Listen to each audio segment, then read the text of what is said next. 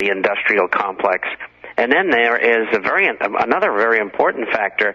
If we're having a depression, which there's a good possibility that we will, this will take many people off of the streets, and it will put those people into the battlefield, and many of them will get killed. And it will unify the American people during the implosion of the economy going into the New World Order. It'll be shut up, we're in a war. Yeah, well, there's part of the culling process here as well. They want to wipe out as many people in the world as they can, and this is part of that process, like we saw in the wars since the turn of the century, World War I, World War II, and any other intermediate wars, we'll call them. And that's part of this as well. All right, Bob Chapman, stay there. Paul, when we get back, I'm going to give you the floor for the quick segment to read over the details, uninterrupted, those key points you made and any others. This is mainstream, biggest papers in China. It's in France. But, of course, here in the English-speaking world, none of us even know what's going on. People are sucking their thumbs and stumbling around, twirling helicopter blades on top of their hats.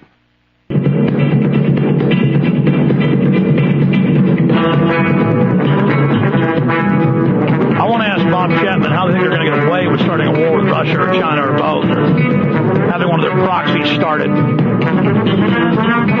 But Paul Watson, walk through again this article you're about to post on PrisonPlanet.com and the different facets. Well, Alex, the basic details of this.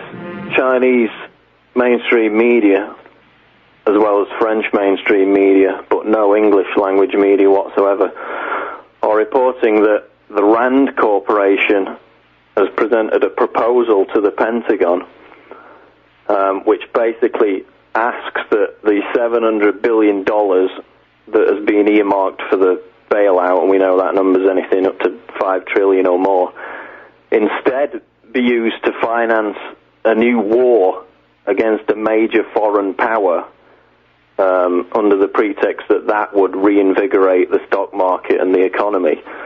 Now, the targets of that new war are Russia and China. Also mentioned was Iran and another Middle Eastern country, and even Japan was mentioned as a possibility for the reason that Japan holds the most U.S. debt. Oh, my God.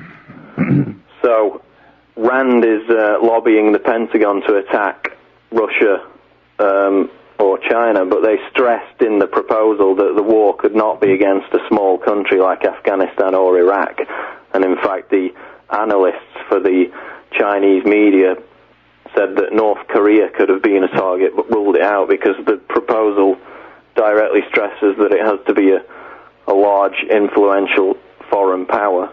Now, Paul, be sure and make the point that Rand is at the highest level of decision-making. I mean, they are the most important think tank, the executive action, militarily. They're the ones that commissioned 20 years ago, at least, to have MIT come up with what they call the control grid over the American people. Now, last year in MIT Magazine, the face-scanning cameras, the police training us. Rand wrote up how to domesticate us at the airports, train us to have no rights, then do it on the streets. Very cold-blooded, very wicked. And most of what they propose is implemented. They propose the microwave guns.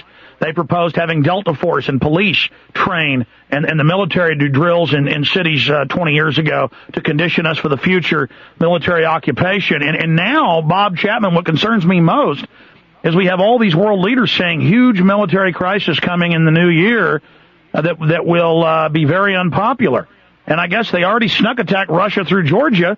Do you think they're really that out of control? That, I mean, that's what PNAC says. They say, we've got the power, why not go for it? I mean, just totally evil on the face of it. Well, I think that because of these cryptic messages from Powell as an example, that others already know about this who are in the inner circle, so to speak. And I think he was trying to give a warning, and like Eisenhower did at the end of his term. And I believe that they are going to do it.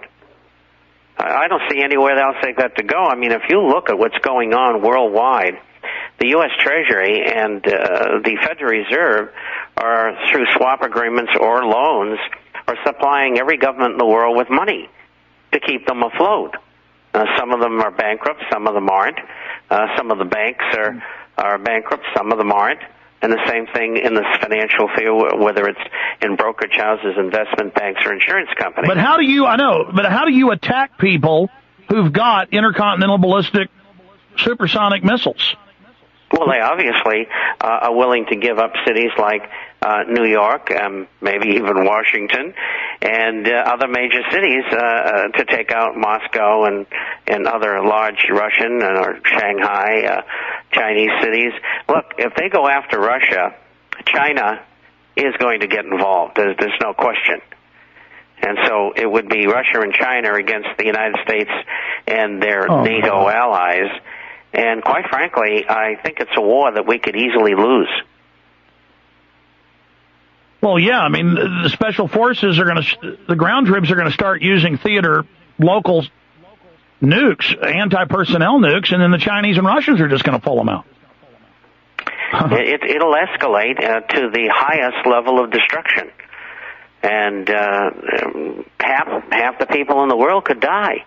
Well, this isn't the goodness knows what's going to be left because of all the radioactivity that's going to be in what used to be major cities. I'll tell you what concerns me. I've always watched people's body language, and I've watched a lot of Russian body language by their generals.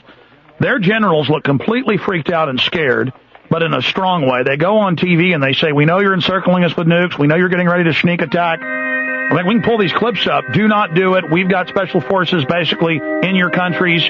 A lot of Russians are going home now. A lot of Chinese are going home. The 10 richest Jews in Israel left this year. Stay there, Bob Chapman. Stay there, Paul. Folks, we're not the ones saying this. They're the ones doing it. And I know you can't believe out there in the land of milk and honey this could happen. We have psychopathic globalists running things, okay? We'll be right back. We're on the march. The empire's on the run. Alex Jones and the GCN Radio Network. But, Bob, how could this elite think that they could start wars with Russia and China or sneak attack them a month and a half ago? I mean, we've always had corrupt, evil people running things for the last 60, 70, 80 years, but it really seems like they're divorced from reality. Well, we've said that over and over again, and that's the only conclusion why people would do such things. I think there's another aspect to this that most people wouldn't notice in this warfare. And you mentioned the situation in Georgia and South Ossetia and the other province there. And yes, that was a baited attempt to bring Russia into a full-blown war, which didn't work, at least for this side, so to speak. But after that, we had the credit crisis, which has been going on for more than a year now. But all of a sudden, money was being pulled out of Russia, and the Russian stock market got beat up very, very badly, like China had before that. And Russia had a cash crisis, and they had gold and foreign exchange reserves, I would say perhaps 3 months ago, of just under $600 billion, which is the third largest in the world. And the figures I get in this morning for the weekend at October 24 was $484.7 billion. So I think that the people within the Illumina structure have been, not only from the United States but from Europe, have been waging financial war on Russia for the last few months.